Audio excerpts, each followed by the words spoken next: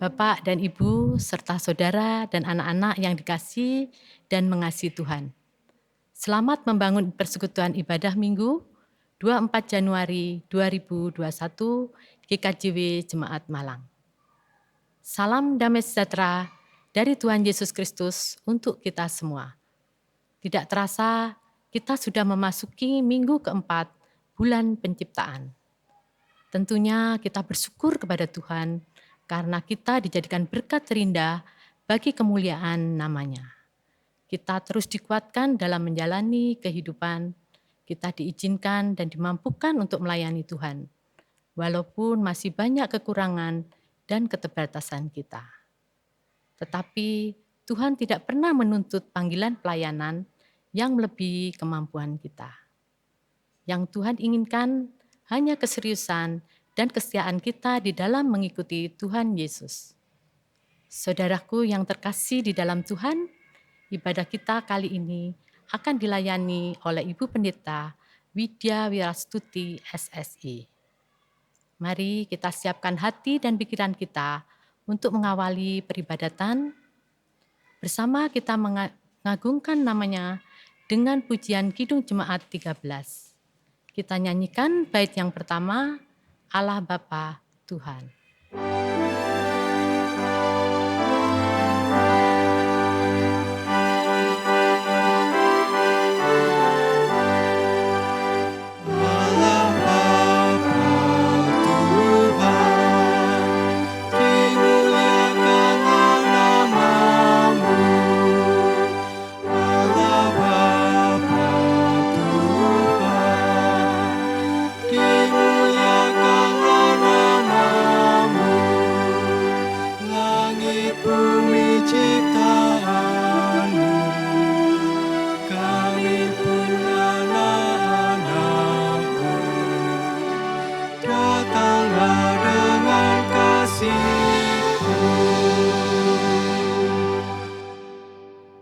Jemaat yang dikasihi Tuhan, marilah bersama-sama di dalam hati kita mengaku yang demikian. Pertolongan kita adalah dalam nama Tuhan yang menjadikan langit dan bumi, yang tidak pernah meninggalkan perbuatan tangannya, dan yang kasih setianya tetap untuk selama-lamanya. Kasih karunia dan damai sejahtera dari Allah Bapa kita dan dari Tuhan Yesus Kristus menyertai saudara-saudara sekalian. Amin. Saudara-saudaraku yang dikasihi Tuhan, sabda pembimbing yang menjadi tema ibadah minggu kita saat ini adalah, sebab jika kamu mengaku dengan mulutmu bahwa Yesus adalah Tuhan dan percaya dalam hatimu bahwa Allah telah membangkitkan Dia dari antara orang mati, maka kamu akan diselamatkan. Karena dengan hati orang percaya dan dibenarkan, dan dengan mulut orang mengaku dan diselamatkan. Roma 10 ayat 9 sampai 10. Mari kita sambut dengan kita naikkan pujian dari Kidung Jemaat 464 baitnya yang keempat.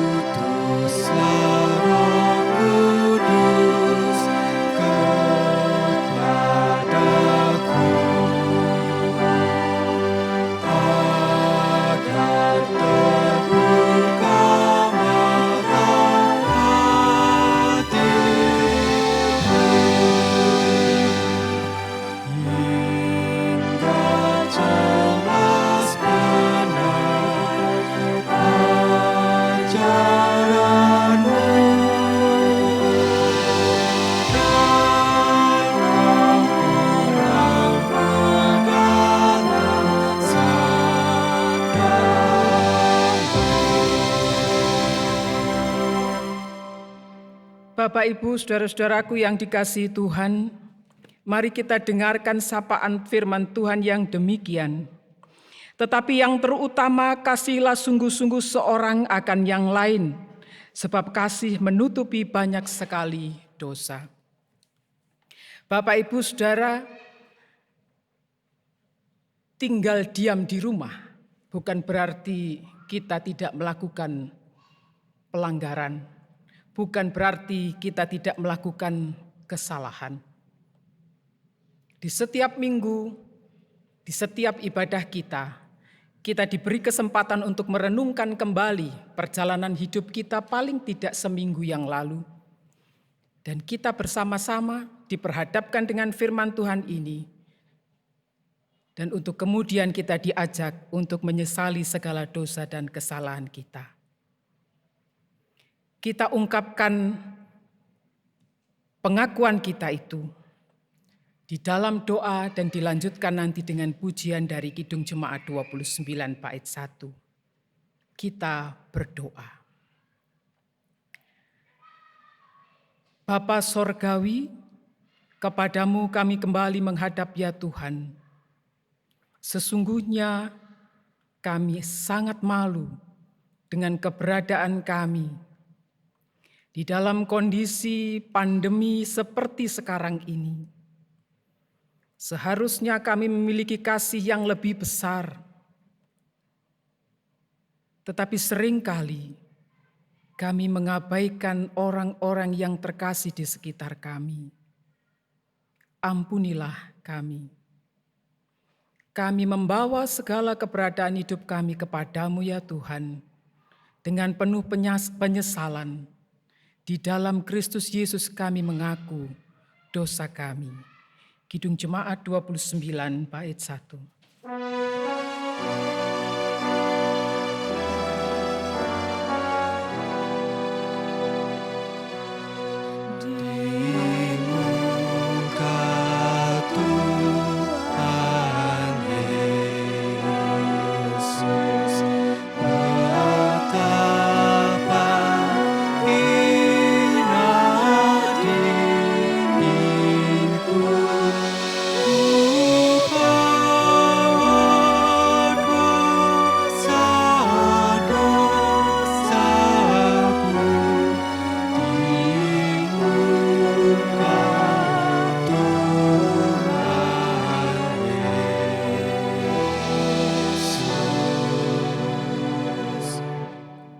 Setelah kita bersama-sama menyesali segala dosa kita di hadapan Tuhan, marilah kita sungguh-sungguh percaya bahwa Allah mengutus anaknya ke dalam dunia ini bukan untuk menghakimi dunia, melainkan untuk menyelamatkannya.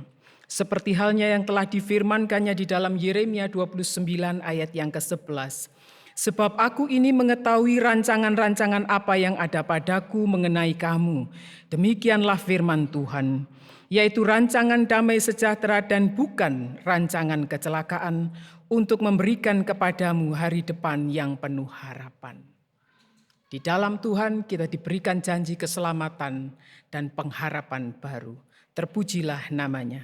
Mari kita menyambut dengan menaikkan kembali pujian dari Kidung Jemaat 412 baitnya yang kedua.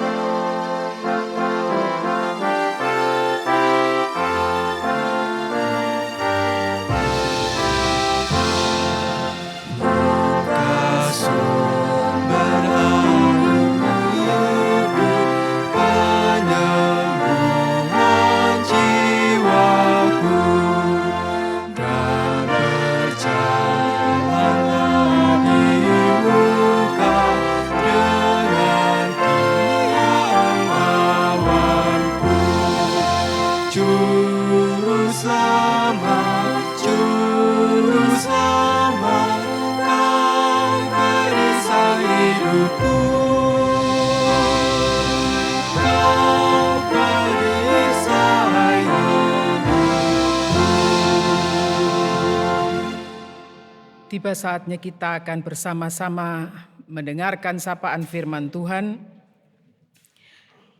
Kita akan bersama-sama membaca dari Markus 1 ayat 14 sampai yang ke-20, tetapi sebelum itu mari kita bersama-sama berdoa.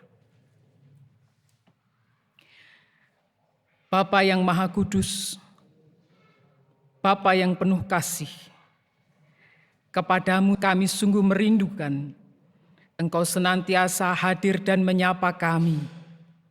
Setiap hari kami belajar untuk boleh dekat kepada Tuhan.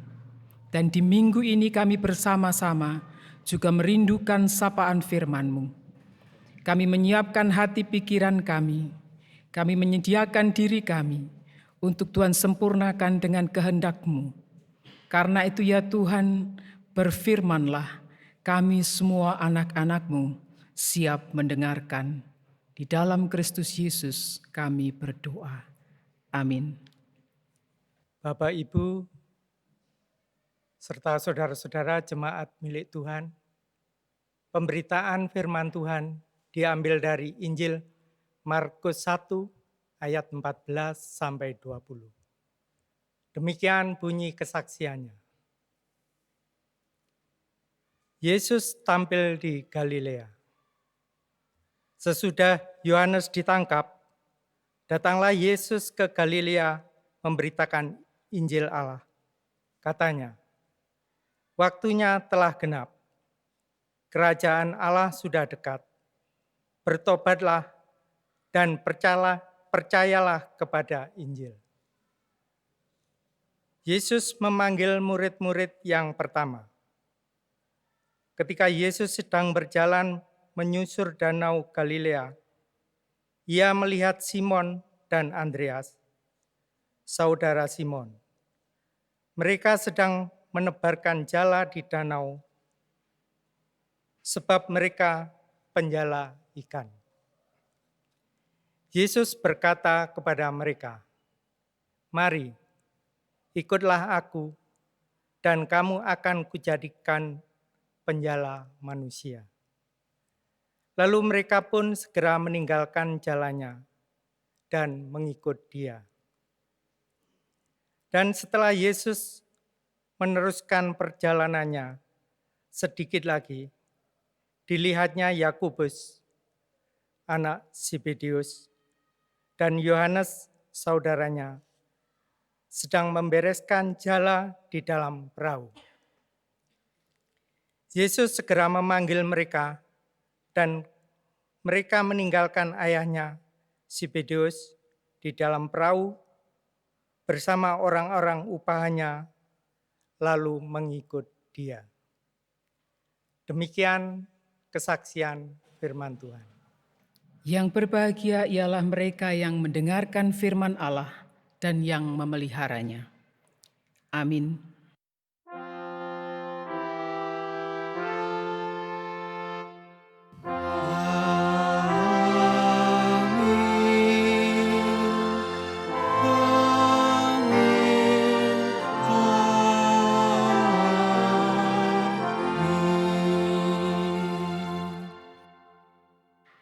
Bapak, Ibu, saudara-saudara yang dikasihi Tuhan, selamat hari Minggu, salam sejahtera, salam patunggilan. Kembali kita bersama-sama diajak untuk merenungkan panggilan Tuhan, terkhusus kepada semua murid. Dan saat ini kita akan belajar tentang menjala manusia. Sebelum itu izinkan saya menceritakan satu kisah. Pada zaman Perang Dunia Kedua ada seorang jenderal hebat yang saya yakin kita pun sering mendengar ini dalam pelajaran sejarah. Jenderal Douglas MacArthur. Dia seorang jenderal yang sangat hebat. Dia disebut sebagai orang yang luar biasa hebat sebab yang pertama, dia lulusan terbaik dari Akademi Militer Amerika Serikat di West Point tahun 1903. Yang kedua, dia adalah salah satu dari hanya 5 orang di Amerika dalam sejarah Amerika yang diberikan pangkat jenderal besar. Dia adalah jenderal Amerika yang berhasil merebut kembali Filipina dari pendudukan Jepang pada masa Perang Dunia Kedua. Dan dia juga yang berhasil menang perang, menaklukkan Jepang selama Perang Dunia Kedua dan membuat Jepang menyerah tanpa syarat tahun 45. Dia juga yang menjadi penguasa de facto Jepang pada tahun 45 sampai 51. Dia mendapatkan begitu banyak penghargaan. Ada namanya Medal of Honor, Distinguished Service Cross dan sebagainya. Ada Silver Star itu sebanyak 7 kali. Itu dicatat dalam sejarah Amerika. Tetapi Bapak Ibu, bukan ini yang mau saya haturkan.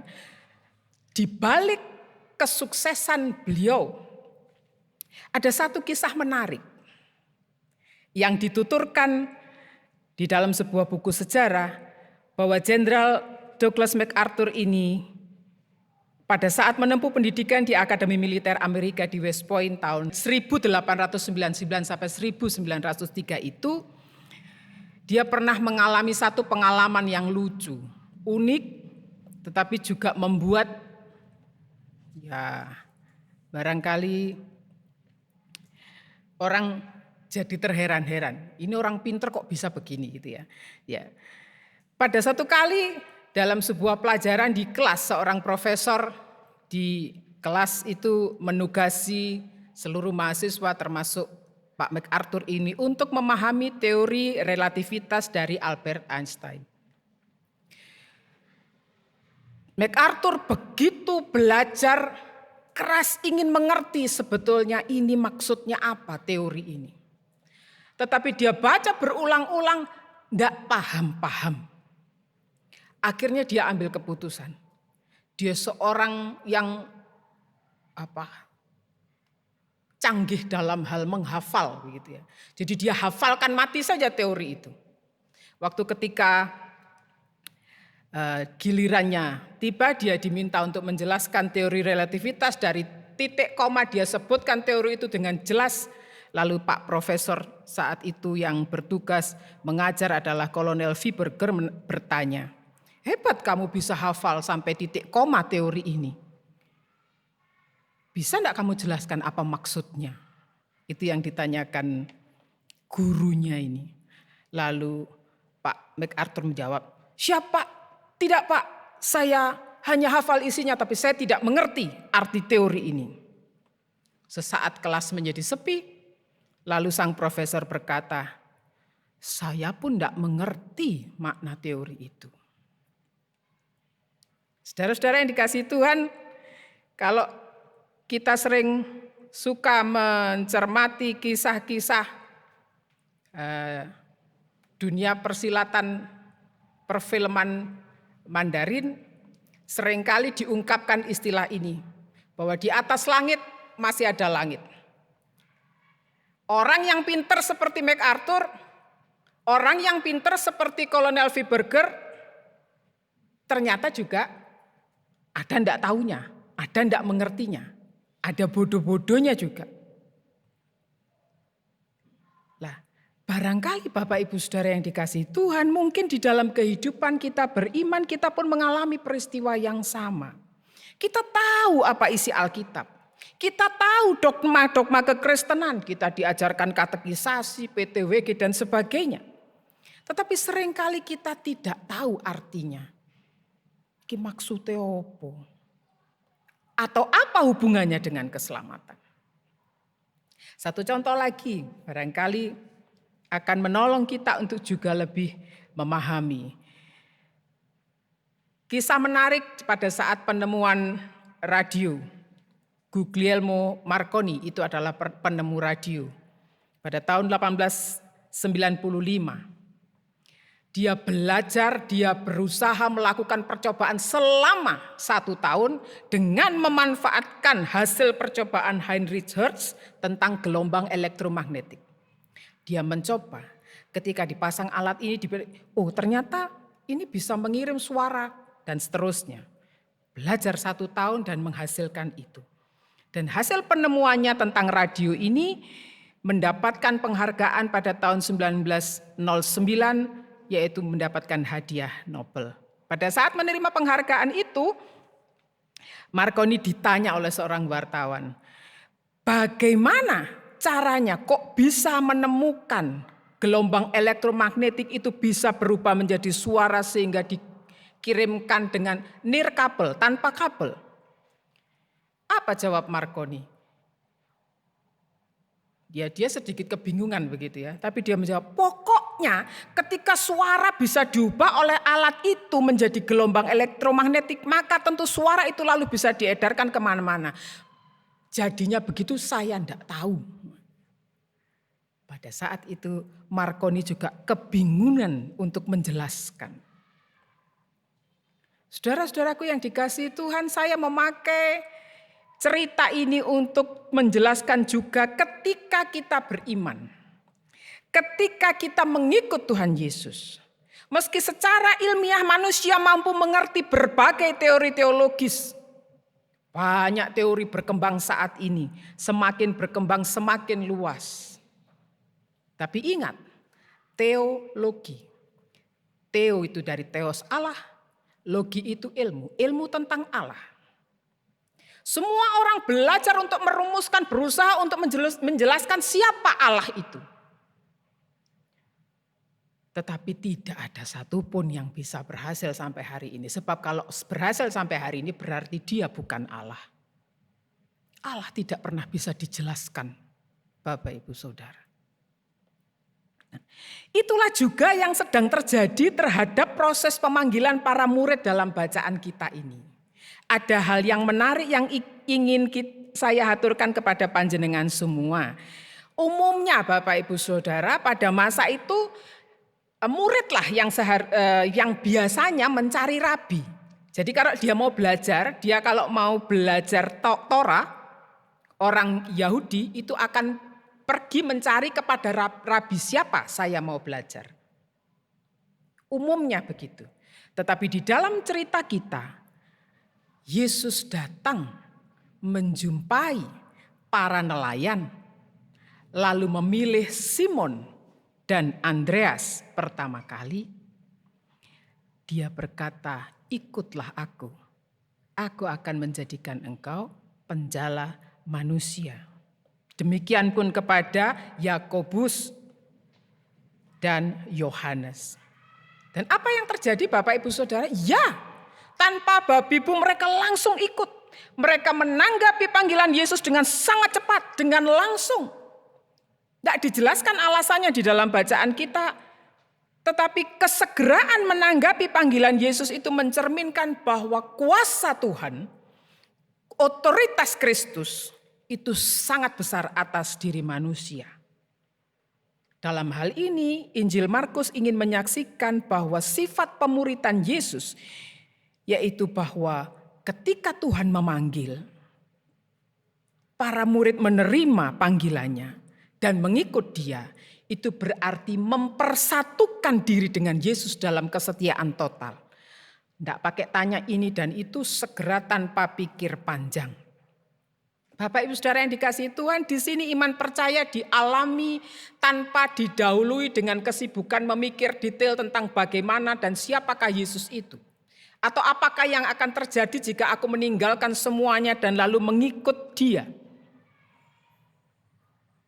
Bapak Ibu Saudara yang dikasihi Tuhan, semua itu tidak dikisahkan dalam bacaan kita, tidak dipikirkan oleh para murid.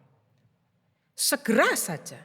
Dan itulah yang disebut dengan kepercayaan atau iman sejati. Dalam kehidupan kita ini kita tahu bahwa Allah mempunyai kehendak terhadap hidup yang sedang kita jalani. Seringkali manusia tidak mampu memahami dengan jelas apakah tujuan dari kehendak Allah yang sedang kita jalani. Kita hanya berpikir, kita hanya meyakini pokoknya aku percaya kepada Tuhan, hidup kita mau dibawa Allah kemana, kita yakin bahwa Allah membawa kita kepada kebaikan, titik, itu saja. Saat memanggil para muridnya, Yesus sesungguhnya sudah menyampaikan tujuannya kepada Simon dan Andreas. Dikatakan ikutlah aku dan aku akan membuat engkau menjadi penjala manusia, ayat 17. Jelas di dalam kalimat ini Bapak Ibu Saudara, maksud pemuritan Yesus itu mengandung pekerjaan misi, jemput bola ya. Ada proaktif dan itu adalah sifat universal dari misi yang Yesus kehendaki. Dan sebetulnya terhadap kalangan masyarakat nelayan, ilustrasi atau contoh menjala, kata-kata menjala itu bukan hal yang asing. Di dalam perjanjian lama sebetulnya pemahaman tentang seseorang yang mampu menjala manusia itu sudah ada. Panjenengan bisa cek dalam Yeremia 16 ayat 16, Yehezkiel 29 ayat 4 sampai 5, atau Amos 4 ayat 2, atau Habakuk 1 ayat 14 sampai 17. Diceritakan di sana Tuhan adalah penjala manusia. Artinya istilah penjala manusia pada masa Yesus adalah sebuah istilah yang sudah umum, sudah dimengerti, termasuk oleh Andreas dan Simon dan juga murid yang lain. Itu sebabnya ketika mereka dipanggil mereka langsung ikut. Sebab pada masa itu istilah penjala manusia itu diartikan atau dipakai oleh para guru, para rabi dengan maksud, dengan pengertian menangkap pikiran manusia melalui pengajaran dan persuasi. Itu makna menjala manusia pada zaman Yesus. Bapak Ibu Saudara yang dikasihi Tuhan, maka maksud Yesus memanggil para murid adalah untuk membantu dia di dalam membebaskan orang-orang dari penghakiman ilahi dengan memberitakan Injil kepada mereka. Itu maksud menjala manusia. Tetapi apakah itu bisa langsung dimengerti oleh para murid? Enggak. Sekalipun mereka segera ikut, segera menjawab, langsung mengikut Tuhan Yesus, tidak serta-merta apa yang diajarkan oleh Tuhan Yesus itu dipahami oleh para murid. Panjenengan kalau mencermati kisah-kisah di dalam Injil, ketika Tuhan mengajarkan perumpamaan diajarkan kepada orang banyak, lalu artinya dijelaskan kepada para murid. Khusus yang diberi makna perumpamaan itu hanya para murid. Jadi perumpamaan diajarkan pada orang banyak, para murid diberi iki loh maksudnya begini. Apakah mereka langsung mengerti? Enggak. Biarpun pengertian sudah diberikan. Dalam kisah-kisah Injil ada dua sifat para murid yang paling menonjol dan saling bertentangan Bapak Ibu Saudara. Yang pertama adalah setia. Sudah dicontohkan ketika dipanggil bersegera mereka mengikut Yesus. Kemanapun Yesus berjalan pergi mereka mengikut dia. Tetapi sifat kedua yang menonjol bertentangan di sisi lain. Para murid itu tidak mengerti, tidak memahami sepenuhnya identitas maupun tujuan Yesus. Tidak memahami sama sekali arti penting dari mengikut dia. Itu sebabnya jangan heran kalau dikisahkan di dalam Injil-Injil bagaimana Petrus yang paling awal dipanggil sebagai murid, kemudian dengan begitu gagah berani menyebut engkaulah Tuhan, engkaulah Mesias, dengan gagah berani juga dia memotong telinga seorang prajurit Romawi, tetapi dengan penuh ketakutan dia menyangkal Tuhan 3 kali. Itu adalah ciri ketidakmengertian para murid yang diwakili oleh sosok Petrus. Saudara-saudaraku yang dikasihi Tuhan, melalui bacaan ini kita bersama-sama diajak untuk belajar. Kita diajak untuk belajar dari kehidupan para murid. Apa yang dialami oleh para murid. Barangkali kita menjadi lebih bijaksana dari para murid karena kita lebih belajar dari kesalahan mereka. Dari Alkitab. Tetapi ada satu contoh sikap iman mereka yang pertama Bapak Ibu Saudara, meletakkan kepercayaan kita dengan setia. Kita tidak seharusnya banyak terpengaruh dengan pertimbangan-pertimbangan nyun sewu yang sekarang ini lagi marak ya. Berdebat sana sini. Tokoh ini menunjukkan teori ini, didebat tokoh itu.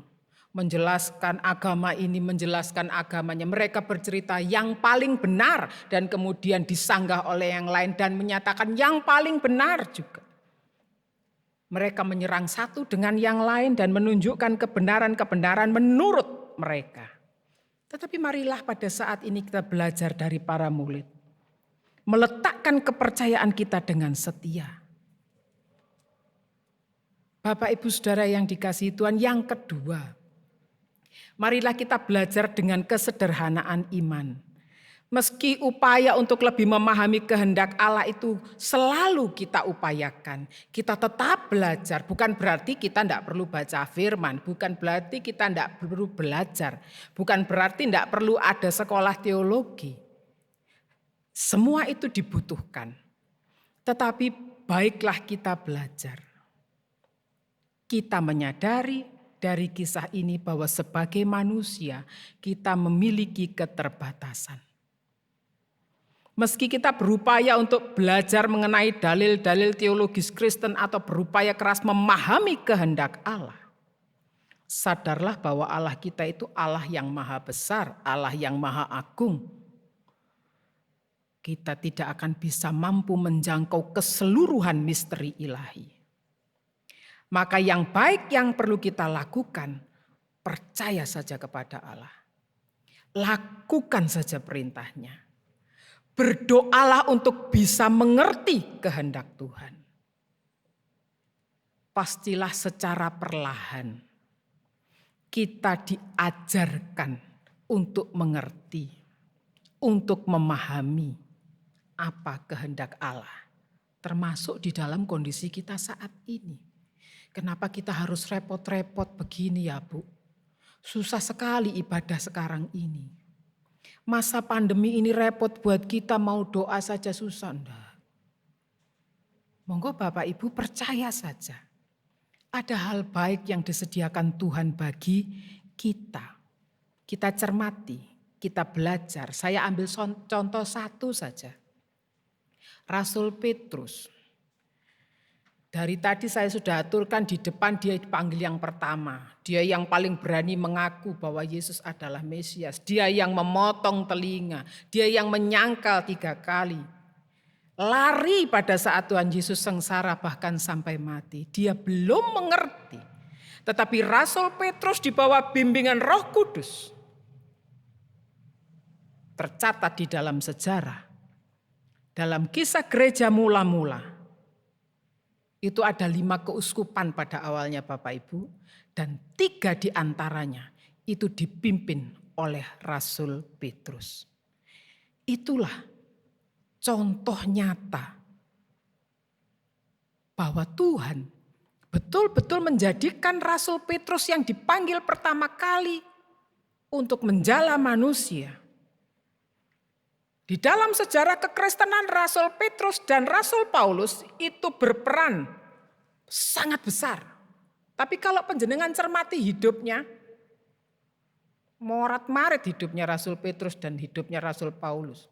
Rasul Paulus kita tahu sebelum menjadi Paulus dia menjadi Saulus dan menjadi sangat jahat kepada para pengikut Kristus. Tetapi Tuhan juga menjadikan Rasul Paulus penjala manusia. Bapak Ibu Saudara yang dikasihi Tuhan, barangkali sampai detik ini pun pengertian kita tidaklah sama. Sampai hari ini pun mungkin kita akan banyak bertentangan satu dengan yang lain. Mungkin bahkan terjadi kelompok-kelompok karena tidak setuju dan sebagainya. Tetapi percaya saja, bacaan kita hari ini mengajarkan. Roh Kudus akan mengajarkan kepada kita bagaimana kita pun bisa menjadi penjala-penjala manusia. Itu sebabnya saya tidak terlalu antusias dengan perdebatan antara golongan Kristen atau bahkan dengan non-Kristen dan seterusnya. Mereka berusaha melogika segala dalil dogmatis seolah-olah menjadi manusia semakin pandai beragama, semakin dekat dengan Tuhan. Padahal Bapak Ibu Saudara, kekristenan yang sesungguhnya bukanlah memahami detail tentang dalil-dalil agama. Kekristenan yang sesungguhnya adalah melakukan kehendak Tuhan. Amin. Saat teduh bagi kita.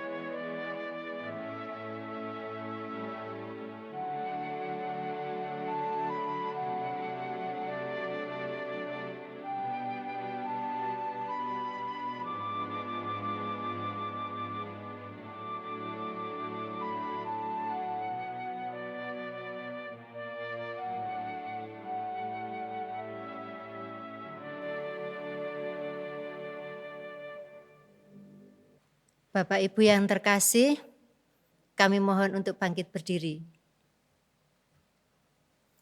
Bersama-sama dengan orang beriman di seluruh muka bumi, kita perbarui iman kita dengan mengikrarkan pengakuan iman rasuli yang demikian. Aku percaya kepada Allah Bapa yang Maha Kuasa, Khalik langit dan bumi, dan kepada Yesus Kristus, Anaknya yang tunggal Tuhan kita, yang dikandung daripada Roh Kudus, lahir dari anak darah Maria, yang menderita di bawah pemerintahan Pontius Pilatus, disalibkan, mati dan dikuburkan, turun ke dalam kerajaan maut, pada hari yang ketiga bangkit pula dari antara orang mati, naik ke surga, duduk di sebelah kanan Allah Bapa yang Maha Kuasa, dan akan datang dari sana untuk menghakimi orang yang hidup dan yang mati. Aku percaya kepada Roh Kudus, gereja yang kudus dan am, persekutuan orang kudus, pengampunan dosa, kebangkitan daging, dan hidup yang kekal. Amin. Dipersilakan duduk. Bersama-sama kita akan menikmati, menghayati persembahan pujian dari vokal grup Madu Suara dengan judul pujian Yang Paling Mengerti.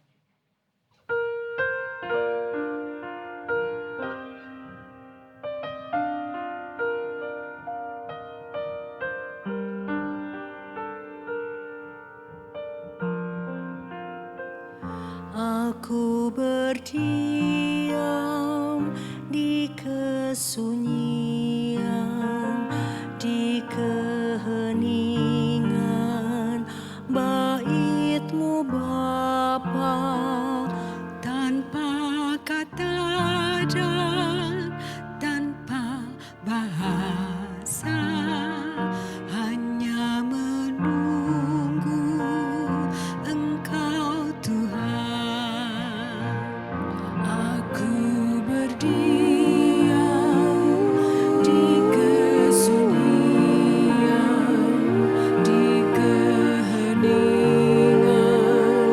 bait-Mu Bapa, tanpa kata dan tanpa bahasa, hanya menunggu Engkau Tuhan. Yesus Tuhanku, Kau paling mengerti rapuh hati ini, letih jiwa ini. Jamanya damailah, jamanya damailah, sebab Engkau Tuhan yang paling mengerti.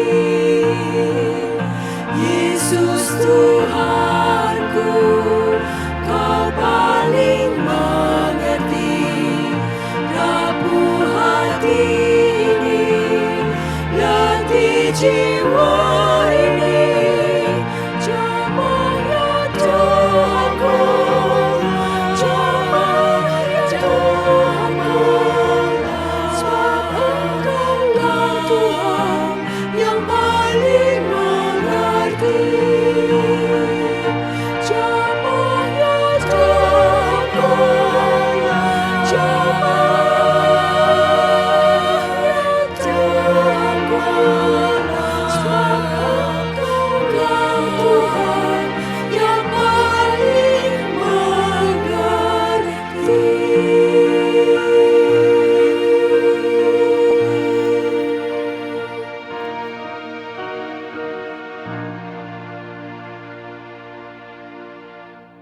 Bapak Ibu Saudara yang dikasihi Tuhan, mari bersama-sama kita menyatukan hati kembali, kita menaikkan doa-doa syafaat kita. Kita berdoa.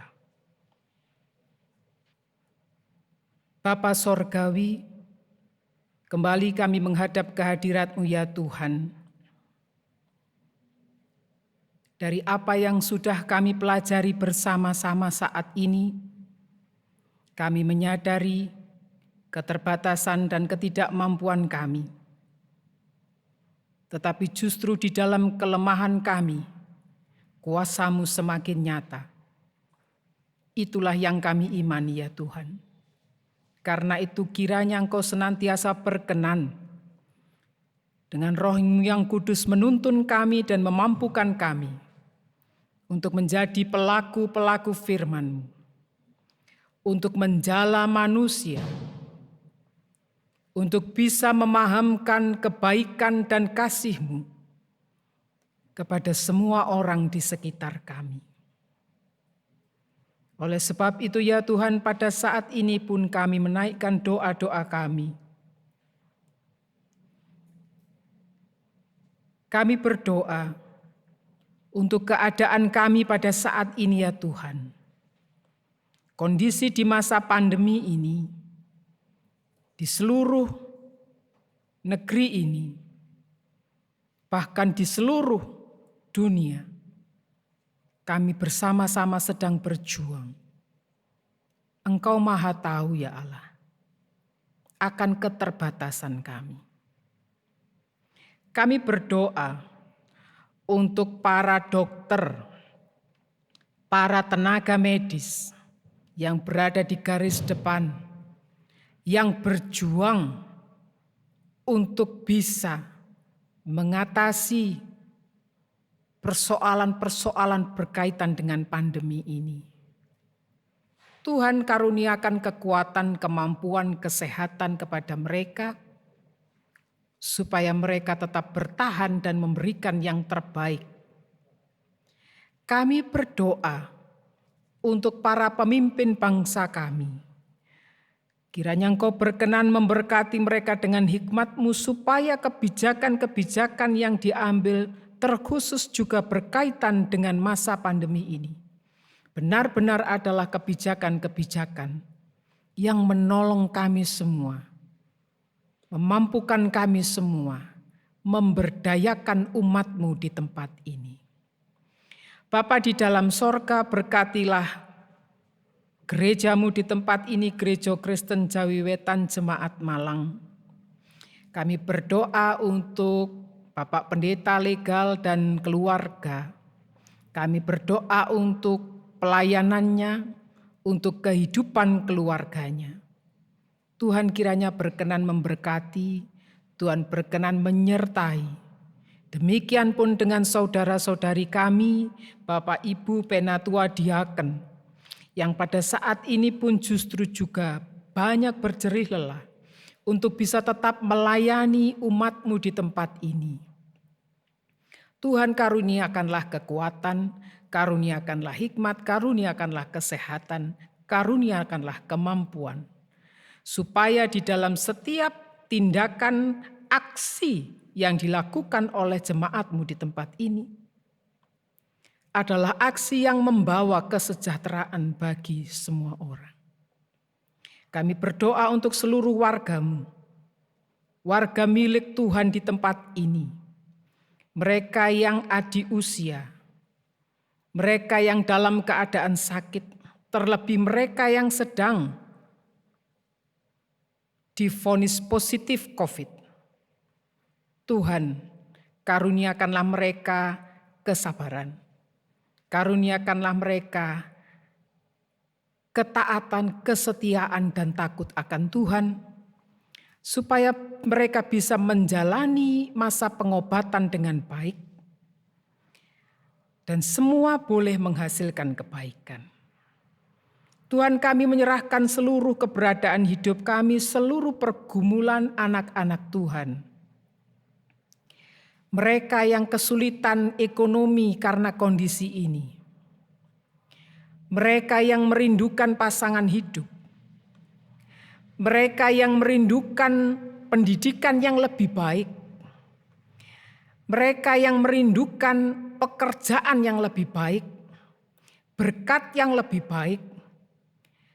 Mereka yang mengangankan hal-hal baik di dalam kehidupan mereka. Tuhan, berkatilah anak-anak-Mu. Kami menyerahkan seluruh keberadaan kami dengan penuh percaya Mungkin kami tidak mengerti, tetapi kami percaya.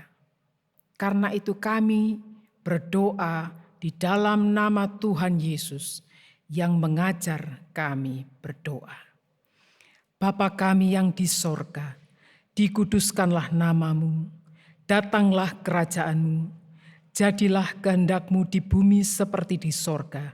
Berikanlah kami pada hari ini makanan kami yang secukupnya, dan ampunilah kami akan kesalahan kami, seperti kami juga mengampuni orang yang bersalah kepada kami. Dan janganlah membawa kami ke dalam pencobaan, tetapi lepaskanlah kami daripada yang jahat, karena Engkaulah yang empunya kerajaan dan kuasa dan kemuliaan sampai selama-lamanya. Amin. Bapak, Ibu, Saudara, dan anak-anak milik Tuhan, saatnya kita mengungkapkan rasa syukur kita kepada Tuhan dengan menyerahkan persembahan kepadanya. Bukan besar kecilnya persembahan yang kita serahkan kepadanya, tetapi semangat kita untuk terus bersyukur dalam segala kondisi dan situasi dalam kehidupan kita. Seperti ada tertulis dalam 1 Tesalonika 5 ayat yang ke-18 yang mengingatkan kita demikian. Mengucap syukurlah dalam segala hal, sebab itulah yang dikehendaki Allah di dalam Kristus Yesus bagi kamu.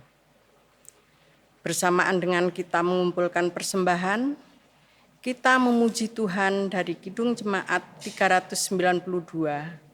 Kita pujikan baitnya yang ketiga, Ku Berbahagia.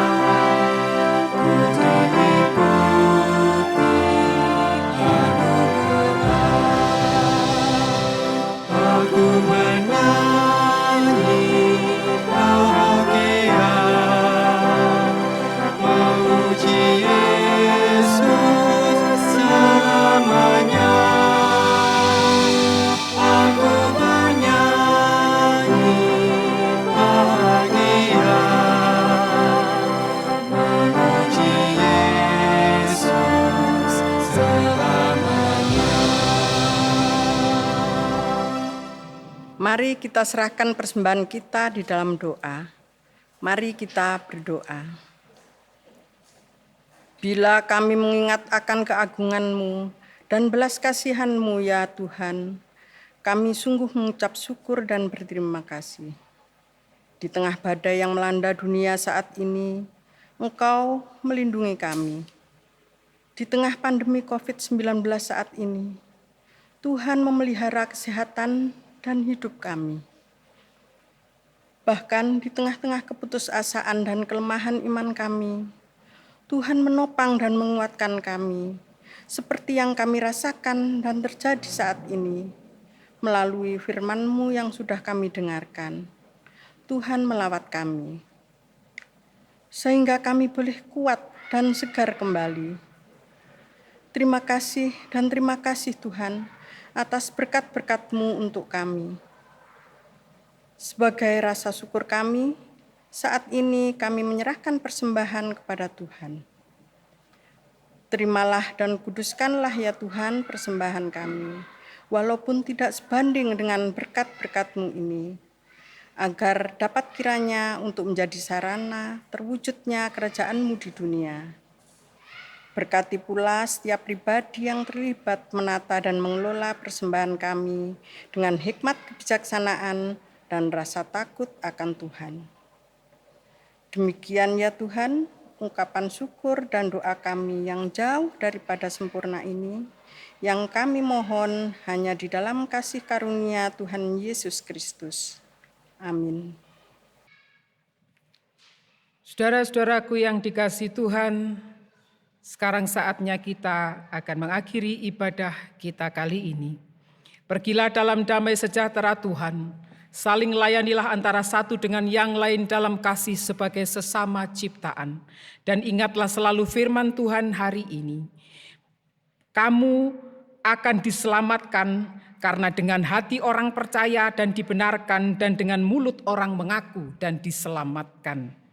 Percayalah bahwa Tuhan selalu menyertai saudara. Kita akhiri ibadah kita dengan pujian dari Kidung Jemaat 370 baitnya yang ketiga.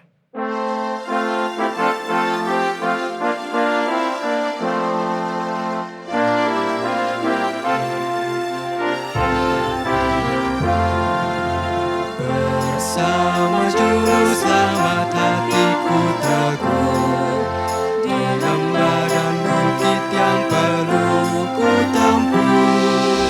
Tuhanku membimbing aku pada jalannya, yang menuju rumah Allah yang bakal.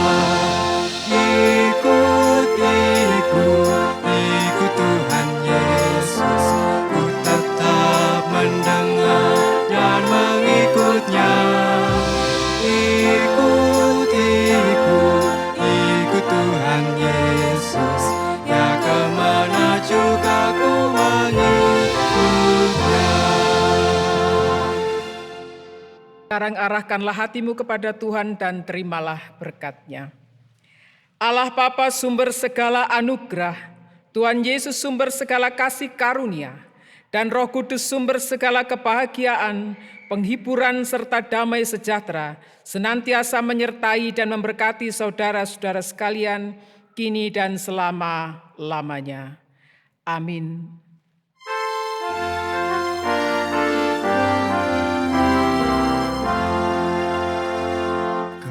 Kepadamu puji-pujian, nada syukur dan segala